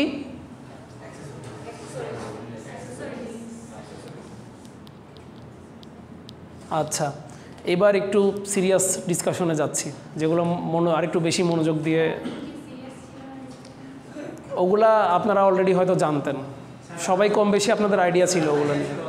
হ্যাঁ আমার একটু ডিসকাশন কোন, ও আচ্ছা হ্যাঁ কি বলছিলেন যেন? ওই যে কাঞ্জিলাল শাড়ির একটু দাম বেশি কেন? ও আচ্ছা আচ্ছা, হ্যাঁ একটা প্রোডাক্টের দাম কম বা বেশি ডিপেন্ড করে কিসের ওপর? একটা প্রোডাক্টের দামের 60%ই হচ্ছে ওটা র মেটেরিয়াল, মানে আপনার কি ফাইবার ইউজ করতেছি, বা এটা কি সিনথেটিক ফাইবার না ন্যাচারাল ফাইবার, নাকি এটা ফিলামেন্ট, এটা হচ্ছে সিনথেটিক কোনো ইয়ার্ন ইউজ করতেছি, মানে ওই র মেটেরিয়ালটার দাম কতটুকু, এইটার উপর বেস করে ওই প্রোডাক্টের 60% দাম মানে ডিপেন্ড করে। এবার কাঞ্জিলাল শাড়ি যেটা কটন ইয়ার্ন, কটন নিয়ে খুব প্র্যাকটিক্যাল আমি কয়েকটা কথা বলি। আমরা যেগুলো হচ্ছে কটনের টি শার্ট পরি, টি শার্ট পোলো শার্টও না, কটনের পোলো শার্টও আছে, টি শার্ট যেগুলো পরি ওগুলো মনে আছে যে 3-4 মাস ইউজ করলে এক সিজনের শেষে ওইটা মোটামুটি হাঁটু পর্যন্ত নেমে যায়, ড্রেপিং হয়ে যায়। ওটা কিন্তু অ্যাকচুয়ালি কটন না, ওটা হচ্ছে রিজেনারেটেড কটন।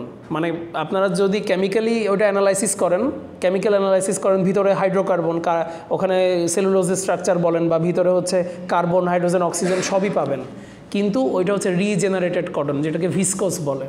নাম শুনছেন ভিসকস? ভিসকস সস্তা, এবং ভিসকস দিয়ে আমরা যে গার্মেন্ট তৈরি করতেছি ওটাও তুলনামূলক সস্তা, ঠিক আছে? আর এরপর কটনের ভেতর আমি হচ্ছে আপনাদের এক্সাম্পল দিলাম যে একটা হচ্ছে যখন স্পিনিং প্রসেসটা হয়, স্পিনিং কোন জায়গায়? স্পিনিংটা যখন হয় সেখানে কিছু থাকে কার্ডেড ইয়ার্ন, কিছু থাকে কমড ইয়ার্ন। এতটুকু কি আপনারা পড়ছেন? কার্ডেড কমড ওয়ার্ডগুলো পড়ছেন? ওকে, কার্ডেড ইয়ার্নে যেই চিরুনি দিয়ে আঁচড়ানো হয় ফাইবারগুলোকে, সেটা হচ্ছে অনেক বড় চিরুনি, কার্ড। আর কমড ইয়ার্নে আমরা কার্ড যেটাকে বলতেছে বড় চিরুনি, সেটা দিয়ে তো আমরা আঁচড়াচ্ছি সব ওয়েস্ট ম্যাটেরিয়াল যেগুলো আছে, নেপস, তারপর কটনের সিড, লিন্টার্স, এগুলো তো আমি সব দূর করে ফেলতেছি। তারপরে আবার কম্বিং করতেছি, যেটা হচ্ছে ছোটো চিরুনি, ওই যেটা বললাম গোফ বা দাড়ির চিরুনি ছোট, মানে আমি জাস্ট প্র্যাকটিক্যাল এক্সাম্পল দিচ্ছি। হ্যাঁ, গোফের চিরুনি দিয়ে আমরা কটন আঁচড়াই না, ঠিক আছে, জাস্ট বলতেছি। তো ওই কম্বিং করার পর কি হয়, কম্বিং করার পর শর্ট ফাইবারগুলো আর থাকে না, শুধু লং ফাইবারগুলো থাকে। কটনে কিন্তু শর্ট ফাইবার বেশি হয়। তো এবার আপনি শর্ট ফাইবার বাদ দিয়ে দিয়েছেন, শুধু লং ফাইবার রাখছেন, সেই লং ফাইবার দিয়ে আপনি সুতা বানাইছেন। আর আরেকটা হচ্ছে শর্ট ফাইবার ছিল, শর্ট ফাইবার দিয়ে সুতা বানাইছেন। দুইটা সুতা কি এক হবে? এক হবে না। এবং কোন জায়গায় পার্থক্য হবে আপনাদের রিয়েল লাইফ এক্সপিরিয়েন্স থেকে বলতেছি। অনেকের কি হুডি বা হচ্ছে টি শার্ট থেকে সুতলি উঠছে, গুটি গুটি হয়ে উঠছে? কোথা থেকে আসছে না তোর এটা? ঘুম থেকে উঠতে দেরি হয়েছে বলে 12:50 আসবেন, অ্যাটেন্ডেন্স পাবেন না, আসেন। আচ্ছা, তো যেটা বলতেছিলাম যে নেপস যেখানে ফর্ম হয় ওইটা হচ্ছে কার্ডেড ইয়ার্ন বা পলেস্টার ইয়ার্নের যেই কাপড়গুলা, সেখানে সুতলি ওঠার একটা চান্স থাকে, তো সেগুলো হচ্ছে সস্তা। আর যেগুলো কমড ইয়ার্ন দিয়ে, ভালো কোয়ালিটির ইয়ার্ন দিয়ে কাপড় তৈরি করা হয়, ওটার ফিনিশিং ভালো হয়, ওইটাতে ওইরকম সুতলি ওঠার চান্স থাকে না। তো আপনি যে কাঞ্জিলাল শাড়ি, ওইটার দাম বেশি হচ্ছে জিজ্ঞেস করলেন, ওটার ইয়ার্নেরই দাম দেখবেন, অন্যান্য ইয়ার্ন আর ওইটার ইয়ার্ন সেম না। ওটাই দেখবেন অনেক হাই কোয়ালিটির কমড ইয়ার্ন ইউজ করছে। কটন, ওটা তো শাড়ি তাই না, কটন দিয়েই করা হয়েছে, হাই কোয়ালিটির কমড ইয়ার্ন দিয়ে। আর সিল্ক, এবার সিল্ক নিয়ে যদি বলি, সিল্কের প্রসেসিং তো আপনারা ন্যাচারাল ফাইবার পড়ছেন, হ্যাঁ?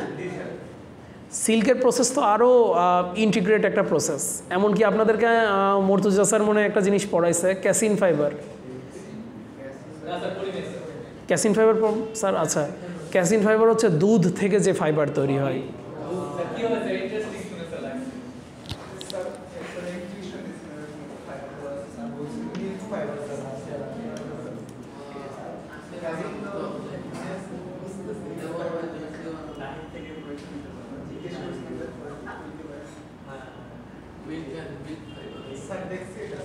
দেখছেন? হ্যাঁ, এটা তো কোথায় এক্সিবিশনে? না, এটা তো মর্তুজা স্যারও আপনাদেরকে কোনো একটা কুইজে দিছিল, আমি দেখছিলাম, রিজেনারেটেড ফাইবারের একটা, ওই যে টেক্সটাইল অলিম্পিয়াডের কুইজে মনে হয়েছিল। আচ্ছা, এই দেখেন এটা হচ্ছে মিল্ক ফাইবার থেকে তৈরি করা অ্যাপারেল, দেখছেন? দুধ জাল দেওয়া হয়, দুধ জাল দিয়ে দিয়ে দিয়ে শুধু দুধের শটটা রাখা হয়, মানে জাস্ট লিকুইডটাকে আপনি হচ্ছে কি বলবো, লিকুইডটাকে হচ্ছে ইভাপোরেশন করতে করতে করতে করতে লাস্টে জাস্ট কিছু জিনিস ফ্লকুলেট হয়, মানে পাতন হয়। ওই যেই জিনিসটা পাতন হবে সেইটা তখন আপনি ফাইবার আকারে পাবেন। ফাইবার আকারে বলতে ওইটা একটা স্তূপ পাবেন আর কি। ওইটাকে তখন রিজেনারেশনের প্রসেসের মাধ্যমে, ক্যাসিন হচ্ছে রিজেনারেটেড ফাইবার, ন্যাচারাল ফাইবার না, তো ওইটাকে কেমিক্যাল প্রসেসের মাধ্যমে নিয়ে গিয়ে ওখান থেকে ফাইবার বের করা হয়।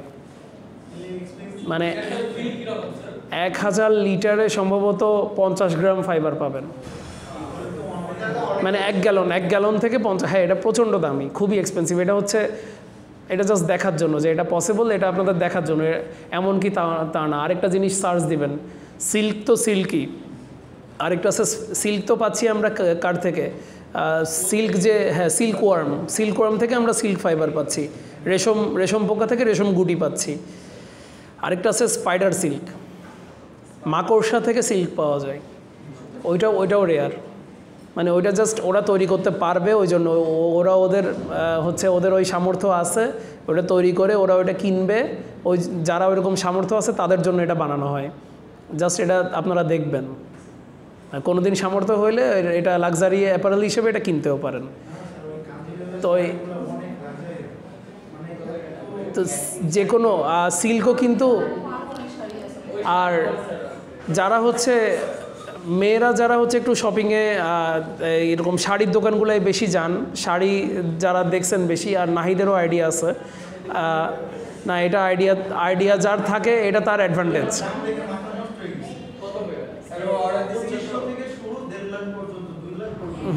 না, এগুলো হচ্ছে লাক্সারি অ্যাপারেল। এইটা হচ্ছে ফাইবারের উপর ডিপেন্ড করতেছে এটার দাম, তারপরে বাকিটা হচ্ছে আর্টিস্টিক ইফেক্ট। আচ্ছা, এইটা ছাড়া আপনারা তো বিভিন্ন যে ইন্ডিয়ান পাঞ্জাবিগুলো, রাজস্থানের পাঞ্জাবি, হ্যাঁ এদিকে রাজস্থানের যে পাঞ্জাবি, ওগুলোও তো দাম আছে 30,000 40,000। ভোক্তা অধিকার আইন তারা হচ্ছে গিয়ে মামলা করে, দেখেন না, ফাইন করে যে 15,000 টাকার পাঞ্জাবি 45,000-এ বেচতেছে। তো এরকম লাক্সারি অ্যাপারেল আছে, ওইটার দাম ডিপেন্ড করে ওইটা কি প্রসেসের ভিতর দিয়ে গেছে, এবং যেই কাপড়ে যত বেশি হাতের ছোঁয়া থাকে, মানে মেশিনের ছোঁয়া কম থাকে, হাতের ছোঁয়া বেশি থাকে, ওইটার মানে দাম তত বাড়তে থাকে। এবং আপনাদেরকে এইটা নিয়েও আমি হচ্ছে সাজেস্ট করব, বা আমি আমার অন্য স্টুডেন্টদেরকেও সাজেস্ট করি যে কাস্টমাইজ যে প্রোডাক্ট, ডাইভার্সিফাই। আপনারা এই জিনিসটা চিন্তা করবেন যে ইন্ডাস্ট্রি লেভেলেই প্রোডাকশন হবে, ইন্ডাস্ট্রিতে প্রোডাকশন হবে, কিন্তু এটা আমরা ডাইভার্সিফাই করার চেষ্টা করব, যত বেশি ডাইভার্সিফাই করা যায়। যে অ্যাপারেল এ আর অ্যাপারেল বি, এই দুইটার ভিতরে পার্থক্য তৈরি করে ফেলতে হবে, কিন্তু জিনিসটা কম খরচে তৈরি করব। এরকম যদি আপনারা করতে পারেন, আপনারা নতুন একটা বিজনেসের ক্ষেত্র আবিষ্কার করে ফেলবেন। ওকে, আচ্ছা, আবার ফেরত আসি, গ্রেইন লাইন। ঠিক আছে, গ্রেইন লাইনটা খুবই ইম্পর্ট্যান্ট একটা জিনিস, কোনো কথা হবে না। ওভেন ফ্যাব্রিক, ঠিক আছে, ওভেন ফ্যাব্রিকে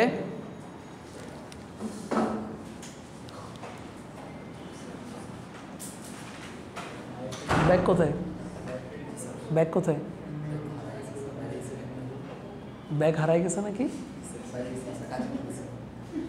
তো বই খাতা ছাড়া আসছেন? তো কলম আনছেন? কই দেখি। আচ্ছা, আপনি 5 মিনিট পরে আসেন তাহলে। না, ক্লাস শেষ হলে আমি এখানে বসে থাকতাম।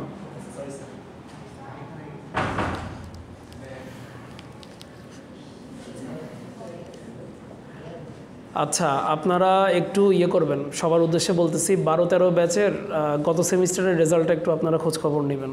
মানে এটা আপনারা মানে এভরিওয়ান এখানে অ্যাডাল্ট, ঠিক আছে, মানে আপনারা বাচ্চা না। প্রথম কথা হচ্ছে এটা, মর্তুজা স্যার অনেক কেয়ার নিত আপনাদের, মানে আপনাদের বাচ্চাদের মতো করে কেয়ার নিত, কিন্তু আপনারা এটা ভুলে গেলে চলবে না যে আপনারা বাচ্চা না।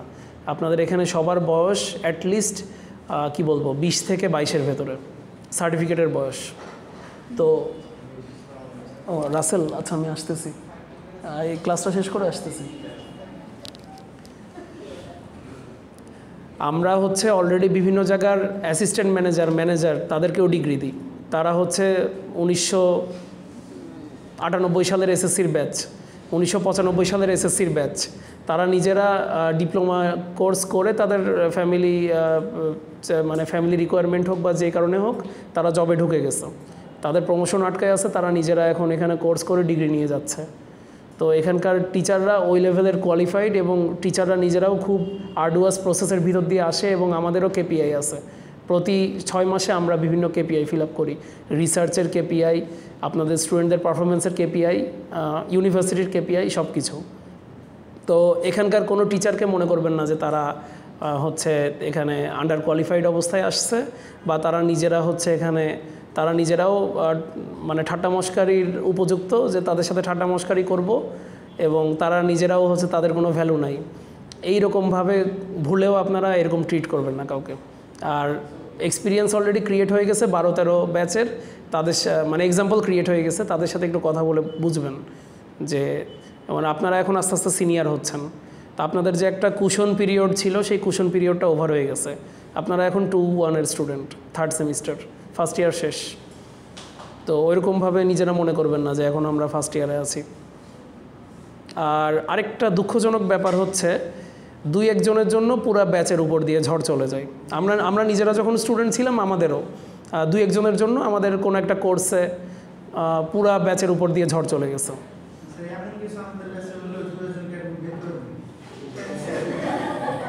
এখন আমি শুরুতেই বলে দিছি এখানে আপনারা সবাই অ্যাডাল্ট, তো এখানে কোনো চাইল্ডিশ কোনো কিছু আমরা নিজেরাও প্রমোট করব না, আমরা নিজেরাও ইনকারেজ করব না। কিন্তু জাস্ট বললাম আর কি যে এইটার শিকার যারা সিরিয়াসলি নিচ্ছেন না তাদের অ্যাকশনেই বোঝা যাচ্ছে যে আমি বিভিন্ন জিনিস আপনাদেরকে সাবমিট করতে বলতেছি, আপনারা ক্লাস টেস্টও তো সবাই দেন নাই, ক্লাস টেস্ট মনে হয় 20-21 জন দিয়েছেন। আমার ক্লাস টেস্ট না, গতকালকে যে রেজাল্ট দেখলাম না, কে দিছে কে বললাম না, এখানে সবাই অ্যাডাল্ট, সবাই ম্যাচিউর, কে দিছে কে দেয় নাই ওটা আমি খুঁজতে যাব না। আর আমার সাথে কারোর জমি জমা নিয়ে বা ব্যক্তিগত কোনো ইয়েও নাই, বিরোধও নাই। এখন আপনারা আমার থেকে কিছু আদায় করে নিতে পারলে আপনাদের ক্রেডিট, আর আমার থেকে কিছু আদায় করে নিতে না পারলে আপনাদের হয়তো বেটার কোনো প্ল্যানস আছে, এটাই আর কি। ওকে, গ্রেন লাইনটা পড়াই, তাহলে আমি মুড ছিল আরও, মুড চলে গেছে। গ্রেন লাইনটা পড়ে আমি হচ্ছে আজকে শেষ করতেছি। প্যাটার্ন পিসে একটা লাইন থাকে, যখন আমরা প্যাটার্ন বানাই সচরাচর ওভেন গার্মেন্টকে কল্পনা করা হয়, নিট গার্মেন্টে কোনো সেপারেট লাইন নাই। যারা আপনারা ওভেন গার্মেন্ট পরে আছেন, আসলে গার্মেন্টও না, যদি থান কাপড় থাকতো, থান কাপড় আমাদের খায়রুল স্যার কি মানে হচ্ছে আমাদের ফ্যাব্রিকের যিনি ল্যাব ইনস্ট্রাক্টর উনি কিনে আনছে, আপনাদের হয়তো ডাইং করে দেখানো হবে। এবার কি ওয়েট প্রসেসিং আছে না? হ্যাঁ, ডাইং অলরেডি করানো হয়েছে না আপনাদেরকে প্যাডিং ম্যাঙ্গেলে? আচ্ছা আপনারা ওই টাইমে দেখবেন ওই ওভেন ফ্যাব্রিকে কিন্তু লাইন দেখা যায়। ওয়ার্পিং দেখালাম না আজকে?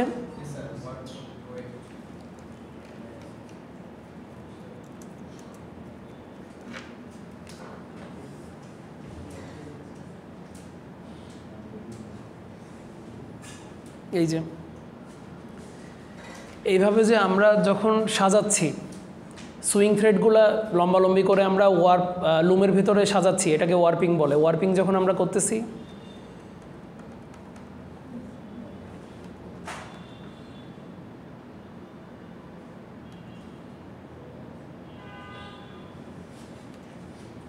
যাই হোক, ওয়ার্পিং করার পর তখন আমরা যখন ফ্যাব্রিকটা তৈরি করে ফেলবো তখন কিন্তু ওখানে প্রমিনেন্ট স্ট্রেট লাইন দেখা যায়। স্পেশালি আপনারা যারা হচ্ছে পোলো শার্টই পরে আছেন, আপনাদের হাতের ফ্যাব্রিকে দেখবেন স্ট্রেট লাইন কিন্তু বোঝা যাচ্ছে। এটা ডাবল জার্সি ফ্যাব্রিক, এটা কি দেখা যাচ্ছে? হাতের বা কলারের ওই ফ্যাব্রিক রিমন দেখা যাচ্ছে, স্ট্রেট লাইন, সরি রিমন না, রিদম, হ্যাঁ দেখা যাচ্ছে। এই স্ট্রেট লাইনগুলো হচ্ছে আমরা যখন প্যাটার্ন বানাবো আমাকে একটা স্ট্রেট লাইন কল্পনা করে নিতে হবে এই যে বোর্ড পেপারে, সেটাই হচ্ছে grain line. Pattern pieces normally carry a line that is called grain line. When pattern pieces are laid down on a piece of cloth, the grain line should be parallel to warp. এই যে যেটা বললাম যে আচ্ছা একটা oven fabric দেখাই।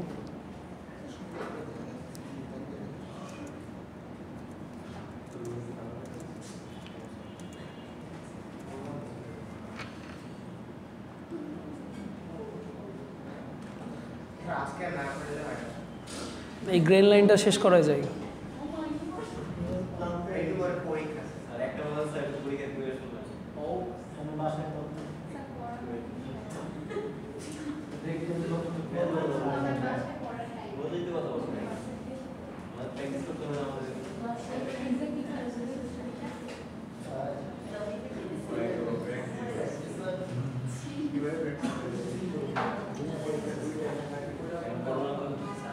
আচ্ছা এখানে হয়তো দৃষ্টি আকর্ষণ করতেছি, এখানে হয়তো বোঝা যাচ্ছে না, ঠিক আছে, এখানে বোঝা যাচ্ছে না। এই গ্রেন লাইনের ব্যাপারটা আপনারা নিজেদের এই যে ডেনিম প্যান্টে দেখবেন, ডেনিম প্যান্টের স্ট্রেট লাইন দেখা যায়, আর এখানে যে বাঁকা যে লাইনটা দেখা যায় এইটা হচ্ছে টুইল লাইন, এস টুইল বা জেড টুইল। এটা আপনারা হচ্ছে ফ্যাব্রিক ম্যানুফ্যাকচারিং যখন পড়বেন এস টুইল জেড টুইল আরও ডিটেল পড়তে পারবেন। এই ওয়ার্প টুইস্ট হচ্ছে প্যাচ, আর টুইল হচ্ছে একটা স্ট্রাকচার। কোনটা? হ্যাঁ আচ্ছা, এই যে এইটা স্ক্রিনে দেখা যাচ্ছে না, এখানে কি লাইনগুলো এরকম না? হ্যাঁ, তাহলে এইটা দেখে চিন্তা করেন এটা কি এস টুইস্ট নাকি জেড টুইস্ট, বোঝা গেছে? আর এরকম হলে সেটা কি হইতো? তাহলে S twist Z twist clear হয়েছে? আচ্ছা, আবার এই এস টুইস্ট জেড টুইস্ট দিয়েও ক্লকওয়াইজ কাউন্টার ক্লকওয়াইজ বোঝানো যায়। যেমন এই যে যখন আমি এভাবে করতেছি এটা এস না, এটা এইভাবে যাচ্ছে তাই না, তাহলে এটা কি ক্লকওয়াইজ না কাউন্টার ক্লকওয়াইজ? ক্লকওয়াইজ। আর যখন এইভাবে করতেছি জেডটা তখন এইভাবে যাচ্ছে, তাহলে এটা কি অ্যান্টি ক্লকওয়াইজ না বা কাউন্টার ক্লকওয়াইজ না? বুঝা গেল? ওকে, তাহলে এই গ্রেন লাইনটা সবসময় প্যাটার্নের যে গ্রেন লাইনটা ওইটা কি বরাবর হইতে হবে? ওয়ার্প না ওয়েফট? কোনো কনফিউশন আছে? আচ্ছা ঠিক আছে, আজকে এতটুকুই থাক। টোটালে নাই না? আচ্ছা।